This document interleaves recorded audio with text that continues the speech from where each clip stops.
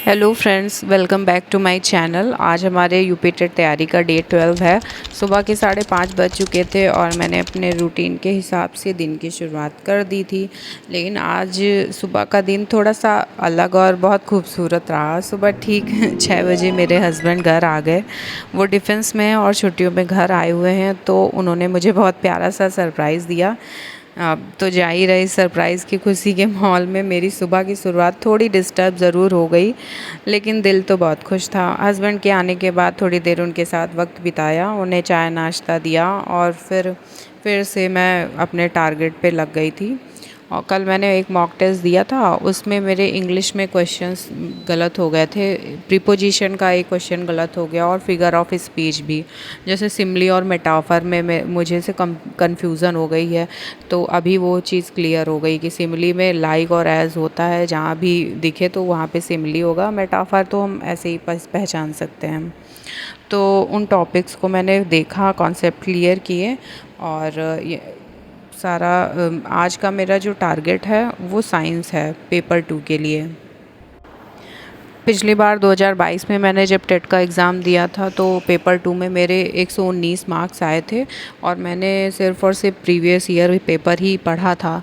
तो इस बार मैं कोई रिस्क नहीं लेना चाहती हूँ। प्रीवियस ईयर क्वेश्चंस के अलावा भी मेरे पास एक पीडीएफ है, ग्रुप में आई हुई थी, तो मैंने उसको पढ़ा है और उसी को आज मैं पूरा कवर करने का सोचा है। मेरा टारगेट है। और उसके अलावा प्रीवियस ईयर क्वेश्चंस तो करने ही करने हैं। टेक्स्ट बुक ऐप पे 6 सब्जेक्ट वाइज जो है साइंस दी हुई हैं, जिसमें 6 सब्जेक्ट वाइज 20-20 क्वेश्चंस के क्विज़ दी हुई हैं, तो उनको करना है अभी तो मैंने 3 क्विज़ कर लिए हैं और 20-20 क्वेश्चन 20-20 नंबर के हैं। तो मुझे तो लग रहा था कि साइंस मुझे आती है, लेकिन 2022 से अभी बहुत दिन हो गए हैं और बिल्कुल भी रिवाइज़ तो किया नहीं है, तो मेरे क्वेश्चंस काफ़ी गलत हो रहे थे। तो उनको अच्छे से रीड आउट करना है और जब तक 2 से 4 बार 5 से 6 बार नहीं पढ़ लेते हैं उसको, तब तक वो अच्छे से क्लियर नहीं होगा। पेपर 2 के लिए मैथ्स तो मेरा सब्जेक्ट है, तो मैथ्स की इतनी ज़्यादा टेंशन नहीं है, लेकिन साइंस को पढ़े बहुत दिन हो गए हैं और साइंस टच में भी नहीं है, तो इसलिए साइंस को कंप्लीट करना बहुत इम्पॉर्टेंट हो जा रहा है मेरे लिए।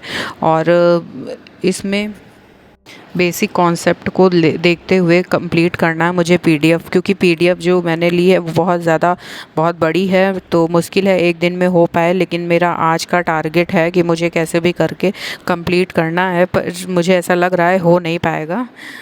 तो यहाँ पे मैं फिर लंच के बाद फिर से आ गई थी और थोड़ा सा रेस्ट करने के बाद शाम के चाय वाय पी के मैं पढ़ने बैठ गई थी। यहाँ पे साइंस ही मैं पढ़ रही हूँ और वही 3 जो मैंने क्विज सॉल्व की थी 20-20 क्वेश्चंस की, उनको ही देख रही थी और बेसिक कॉन्सेप्ट भी अपने क्लियर करना है। अच्छा, मेरे पास और कोई साइंस का भी सोर्स है नहीं और मैंने बुक वगैरह कुछ ली नहीं थी। पूरा जो भी है पीडीएफ ही फॉर्म में है और तो मुझे इसी से पढ़ना है जो भी पढ़ना है। मैंने कोई 6 to 8 वाली बुक भी नहीं ली है और पीडीएफ में बहुत सफिशिएंट है, मोर देन सफिशिएंट है, तो मुझे लगता है कि वो ही पढ़ने से निकल जाएगा। और आप लोग भी बताइए, मुझे सजेस्ट कीजिए क्या इतने लास्ट टाइम पे मैं क्या कुछ बुक्स भी ले लूँ, पर मुझे नहीं लगता है कि बुक्स लेना सही होगा।